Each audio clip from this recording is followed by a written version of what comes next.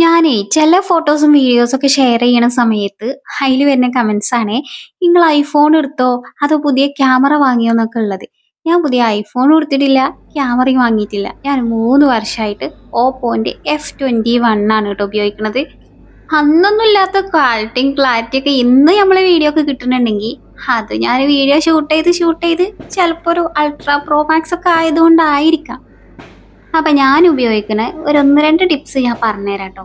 ഒന്നാമത്തെ ടിപ്പ് എന്താണെന്ന് വെച്ചാൽ, നമ്മളെ വീഡിയോ ആയാലും ഫോട്ടോ ആയാലും എടുക്കുന്നതിൻ്റെ തൊട്ട് മുമ്പ് നമ്മളെ ക്യാമറൻ്റെ ലെൻസില്ലേ, അത് നല്ലപോലെ ഒരു കോട്ടൻ്റെ ക്ലോത്ത് കൊണ്ടൊക്കെ ഒന്ന് തുടച്ച് അതിപ്പോൾ പൊടി ഉണ്ടാവും, നമ്മൾ കാണൂല ചിലപ്പോൾ. പക്ഷേ ആ ഒരു പൊടി മതി നമ്മൾ എടുക്കുന്ന ആ ഒരു വീഡിയോൻ്റെ ഫോട്ടോൻ്റെ ഒക്കെ ക്ലാരിറ്റി കുറയാൻ. അപ്പോൾ അതൊന്ന് തുടച്ച് വൃത്തിയാക്കുക. പിന്നെ രണ്ടാമത്, നമ്മൾ സൂം ചെയ്തെടുക്കുന്നതിന് പകരം നമ്മൾ ഏത് സബ്ജക്റ്റിനാണോ ഫോട്ടോയോ വീഡിയോ എടുക്കാൻ ഉദ്ദേശിക്കുന്നത് വെച്ചെങ്കിൽ അതിൻ്റെ അടുത്ത് പോയിട്ട് ഫോക്കസ് ചെയ്തിട്ട് നമുക്ക് വീഡിയോസും ഫോട്ടോസും ഷൂട്ട് ചെയ്യാൻ പറ്റും. പിന്നെ അതേപോലെ തന്നെ ഗ്രിഡ് ലൈന് ഒരുവിധം എല്ലാ ഫോണിനൊക്കെ ഉണ്ടാവും. ദാ ഈ നീളനും കുറുകനുള്ള വരല്ലേ, അത് ഓൺ ആക്കിയിടുക. അതുപോലെ തന്നെ എക്സ്പ്രോഷർ ലോക്ക് ചെയ്യാനുള്ള ഓപ്ഷൻ ഉണ്ട്.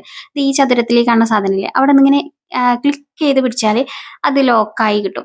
നമ്മളൊന്ന് പ്രസ് ചെയ്ത് പിടിച്ചാൽ, എന്നിട്ട് പിന്നെ അവിടെ നമുക്ക് ബ്രൈറ്റ്നസ് അഡ്ജസ്റ്റ് ചെയ്യാനൊക്കെയുള്ള ഓപ്ഷൻ ഉണ്ട്. അപ്പോൾ ഇങ്ങനെയുള്ള ഒന്ന് രണ്ട് കാര്യങ്ങളൊക്കെയാണ് കേട്ടോ ഞാൻ ശ്രദ്ധിക്കല്. ഇതൊന്നല്ല, ക്യാമറനെ കുറിച്ച് ഇനിയും ഒരുപാട് പഠിച്ചാനുണ്ട്. ഞാനിപ്പോഴും പഠിച്ചുകൊണ്ടിരിക്കുന്ന ഒരു ശിശുവാണ് കേട്ടോ. അപ്പൊ എനിക്കറിയണ ഒന്ന് രണ്ട് കാര്യങ്ങൾ ഞാൻ പറഞ്ഞു എന്നുള്ളൂ. പിന്നെ അതുപോലെ തന്നെ ഈ വീഡിയോയിൽ ഇങ്ങനെ എഴുതി കൊടുക്കുന്ന ഫോണിൻ്റെ എവിടുന്നാ കിട്ടിയത് എന്ന് ചോദിച്ചിട്ടുണ്ടെങ്കിൽ അത് ഇൻഷോട്ടിൽ നിന്ന് തന്നെയാണ് കേട്ടോ. ഇൻഷോട്ടിന്റെ പെയ്ഡ് വെർഷനാണ് ഇപ്പൊ ഞാൻ 1 മാസമായിട്ട് ഉപയോഗിക്കുന്നത്. അപ്പോൾ ഇങ്ങനെ പല കളറിലെ ഫോണ്ടും സ്റ്റിക്കേഴ്സും ഒക്കെ നമുക്ക് തരും. പിന്നെ ഇൻഫിനിറ്റി പെയിന്റർ പറഞ്ഞൊരു ആപ്പ് ഉണ്ട് കേട്ടോ. അതിൽ മലയാളം ഇംഗ്ലീഷൊക്കെ നല്ല വൃത്തിക്ക് എഴുതാൻ പറ്റും. പക്ഷെ എനിക്കെന്താണാവോ ആ ആപ്പ് ആയിട്ട് അങ്ങോട്ട് സെറ്റ് ആവണില്ല. അപ്പൊ ഞാനിതാ ഇതിലാണ് കേട്ടോ കൊടുക്കല്.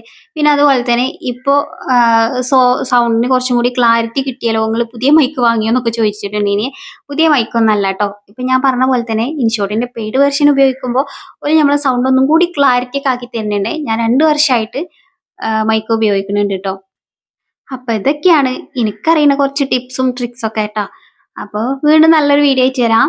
അപ്പൊ ശരി, ബൈ.